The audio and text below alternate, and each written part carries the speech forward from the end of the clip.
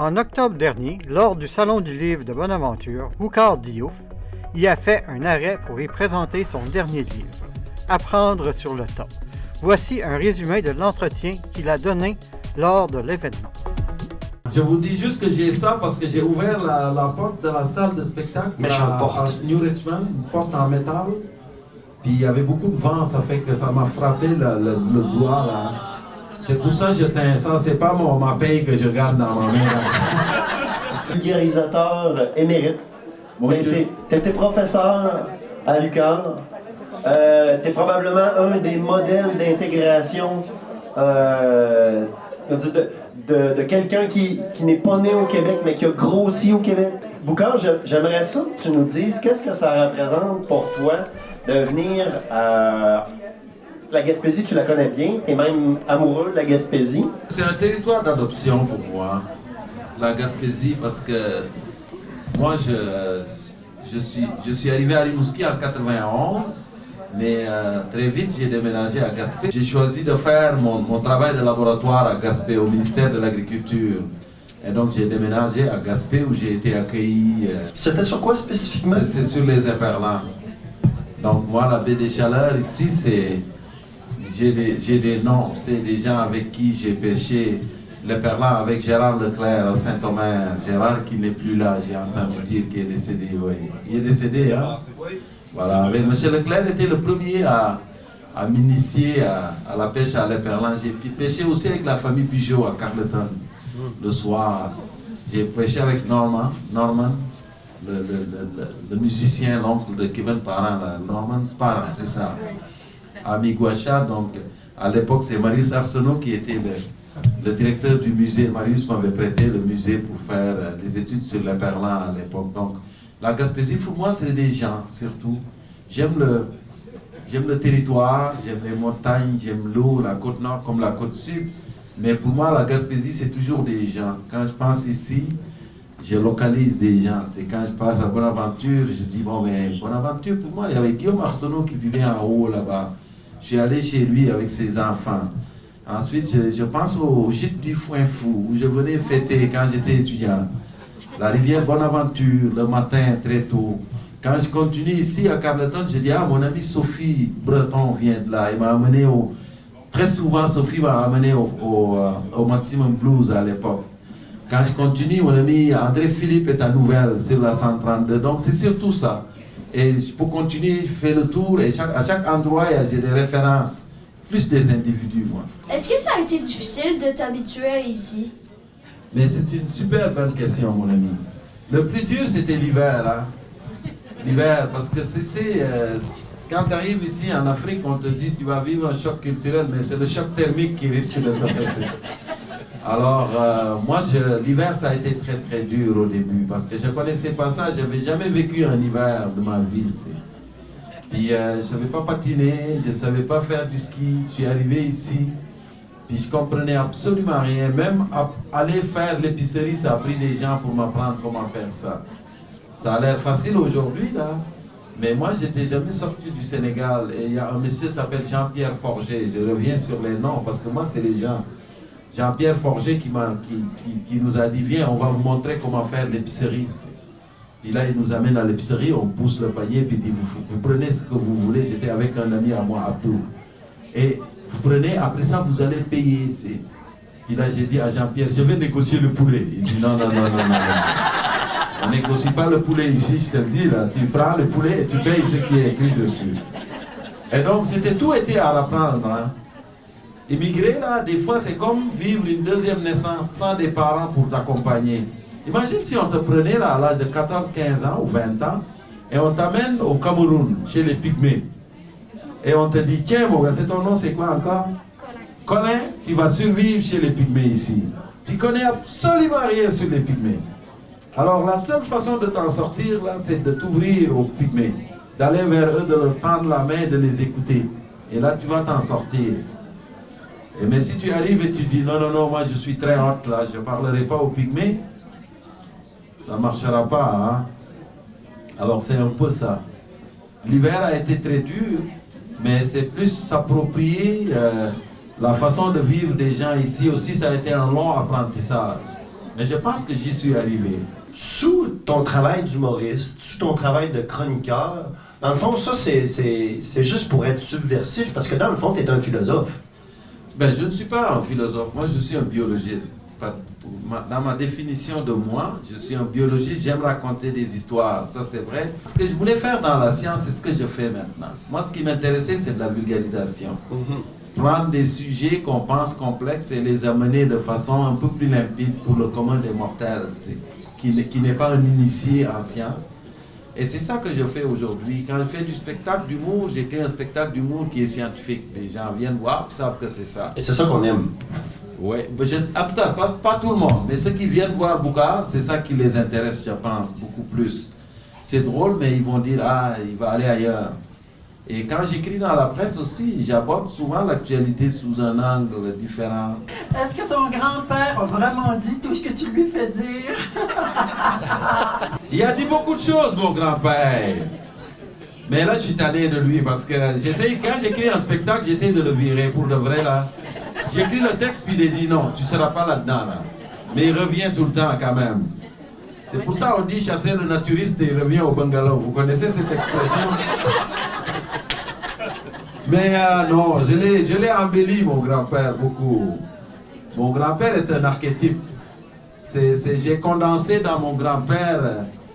J'en ai fait un grand-père idéal, mais il n'était pas tant que ça. Il était polygame, il y avait 2 femmes, mon grand-père. Tu ne peux pas avoir 2 femmes et être si sage que ça, là. Mais les gens ils l'ont aimé, mon grand-père. J'ai pris tous les grands-pères qui ont influencé ma soif de parole, puis j'ai mis ça dans sa bouche. C'était quelqu'un de très bien. Mais il n'était pas aussi hot que je le raconte, en fait. À travers tout ça, est-ce que c'est pas ton amour de la communication? Ben c'est ça le point. Le point central, il est là. C'est l'amour de la communication, mais je ramène la biologie dans tout ce que je fais maintenant. J'aime l'histoire, j'aime la biologie. Je l'amène dans l'humour, j'écris des livres de vulgarisation scientifique, je fais des spectacles à saveur biologique, et c'est ça, je suis bien là-dedans parce que je ne suis pas loin de ce que je faisais avant. J'ai travaillé sur les éperlans de la Gaspésie, mais ils ne sont pas très loin, les éperlans de moi, là.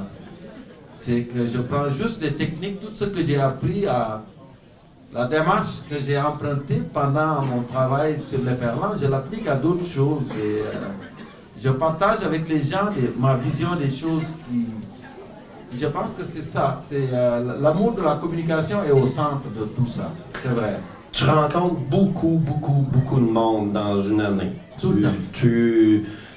Pas juste dans les salons du livre, là tu participes à de nombreuses activités, puis t'as beaucoup de visibilité dans les médias.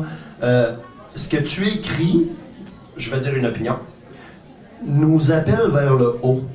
Moi, quand j'écris un texte, je prends beaucoup de temps pour l'écrire parce que je me prononce sur des sujets d'actualité qui sont très très chauds. Des fois, c'est la politique, des fois, c'est l'interculturalité, des fois, c'est la laïcité.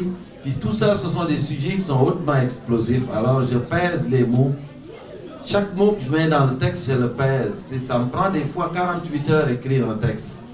Puis, je ne publie jamais un texte sans l'avoir lu à ma blonde. C'est 1 ou 2 fois, elle l'écoute, puis des fois elle dit enlève ça. Ça, je ne mettrai pas ça, je vais changer ça. Donc je devrais quasiment co-signer les textes avec elle. Même si je mets mon nom, mais Caroline elle regarde tout ça.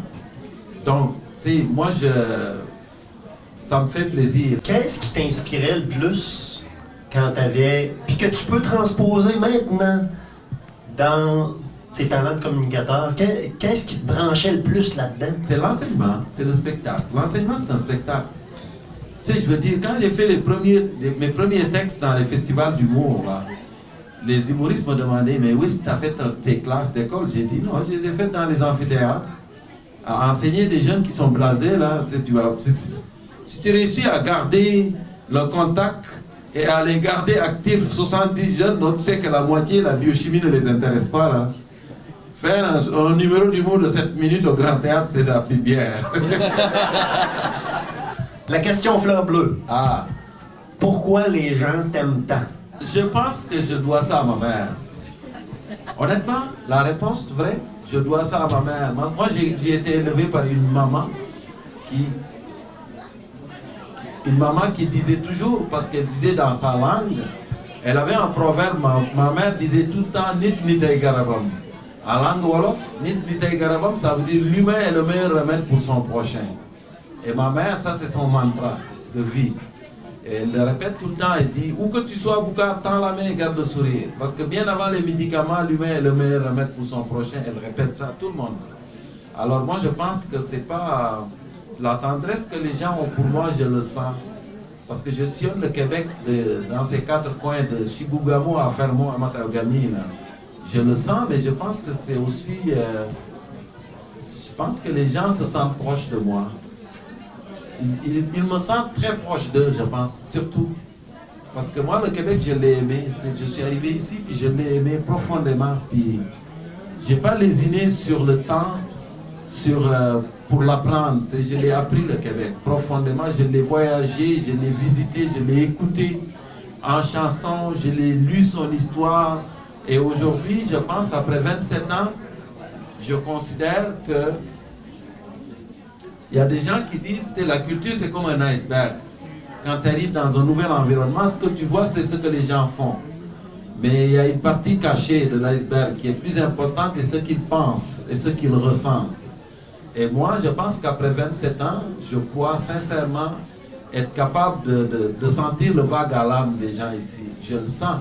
Et des fois, je le sens profondément et je l'écris. C'est Couillard, s'il m'avait écouté, il serait encore au pouvoir. Non, mais c'est vrai. Bon, je lui ai écrit beaucoup de textes là-dessus pour lui dire, tu sais, je lui ai écrit beaucoup de textes pour lui dire, tu sais, à mon avis, et on sait le Québec, on le sait, on écoute les gens, et on les entend, les gens se sentent laides à tes yeux, M. Couillard. Tu es à côté, tu les regardes, puis des fois quand tu parles, ils t'entendent dire, pauvre petit peuple fermé qui n'aime pas les différences et qui a peur de l'étranger. Je l'ai écrit souvent et j'ai eu des répliques des libéraux sur... Il y en a même un qui m'a envoyé une lettre en disant, va rejoindre tes ancêtres, va rejoindre... Comment il m'a dit ça? Va rejoindre tes ancêtres des orang-outans dans la forêt. Il m'a écrit ça. Moi j'ai répondu, j'ai dit, premièrement, l'orang-outan c'est un singe asiatique, ok? Si tu veux que je rejoigne mes ancêtres, un chimpanzé, ce serait plus proche. Et en passant, l'orang-outan, il est roux comme toi, ça fait que c'est toi qui vas aller les rejoindre, pas moi. Parce que c'était très violent. Pour revenir à ta question, je pense que les gens, ils sentent la proximité que j'ai avec eux. Moi, je l'ai embrassé le Québec en arrivant ici. Et on ne m'a pas forcé à le faire. J'étais content d'être ici. Puis, j'ai ri avec les gens, ils m'ont ouvert les bras. Et je suis rentré profondément dans leur identité collective. Je suis rentré là-dedans et maintenant ils me permettent de les africaniser aussi. Et c'est ça qui est intéressant. Oui, tout à fait. Je leur passe les paroles de mon grand-père, plein d'affaires. Tout le monde connaît ton grand-père. Je leur passe des palmiers, pas des sapins. Moi, je voulais faire un doctorat en océanographie. Puis quand j'ai fini mes études au Sénégal, j'avais la possibilité d'aller en Belgique ou de venir au Québec. Mais en Belgique, j'avais mon grand frère, il étudiait la géologie là-bas. Il faisait ses études en géologie. Et c'est mon grand frère qui m'a dit, Boucar, si j'étais toi, j'irais au Québec parce que moi, Bruxelles, je le trouve trop froid. C'est vraiment ça. Hein? C'est tellement vrai ce que je vous dis là. Puis là, je suis venu ici, puis je lui en voulais pour le vrai. Il m'a appelé, il m'a dit, comment ça va, Boucar, au Québec, le froid? Puis j'ai dit, écoute, si tu penses qu'il fait froid en Belgique, là, viens t'asseoir sur les bancs de neige ici. Tu comprendras la différence entre se geler le cul et péter aux frères, tu vas voir. Il n'est jamais venu en passant. Hein? Mais je le remercie maintenant. Je le remercie. C'est vraiment les études qui m'ont amené ici. Quand j'ai fini, je suis retourné en Afrique, 1 an. Et je suis revenu ici parce que le Québec me manquait beaucoup. Puis je suis revenu ici, puis je suis resté maintenant, j'ai 27 ans d'âge québécois. 27, non, même 27 ans d'âge québécois et 25 ans d'Afrique. Voilà. Et quand je vais dans les écoles secondaires, les étudiants des fois me disent toi, t'es sénégalais, toi, t'es un Africain, nous autres, on est québécois. Puis là, je leur dis, écoute, c'est parce que je suis plus québécois que toi, là. Toi, ça fait 14 ans, moi, ça fait 27 ans. Excuse-moi, là. Qu'est-ce que tu as de plus que moi, de Québécois? Excuse-moi. Hein? Tu vas me rattraper quand je vais mourir, mais en attendant, je suis devant toi. Souvent, à travers ton humour, ton écriture, dans tes apparitions publiques, tu nous appelles vers le haut, tu nous tires vers le haut. Si on se permet de rêver un petit peu, de faire de la vision, là, puis tu les aimes, les gens, on le sent que tu les aimes. Oui, Ils t'aiment, eux autres, Oui. mais toi aussi, tu les aimes. Quand tu les imagines dans l'avenir, comment tu les vois? Je les vois. Je les vois, ils existent, ils sont encore là. Et je pense que ce qu'ils incarnent va rester encore là, plus longtemps.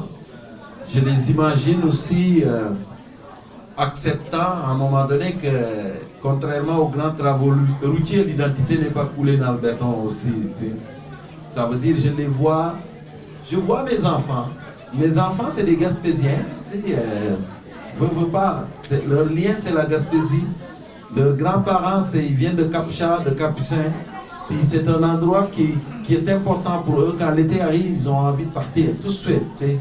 Moi, quand je suis pas prêt, ils vont dire, toi, t'es un Africain, reste là, nous, on s'en va. C'est à peu près ça. Donc, je les vois aussi, reconnaître aussi cette réalité, qui est une réalité nouvelle, qu'ils apprivoisent très bien aussi. De se rendre compte que des Gaspésiens, on va en trouver aussi des fois des plus colorés, des qui ne sont pas totalement l'archétype gaspésien d'il y a 50 ans. Ça existe aussi.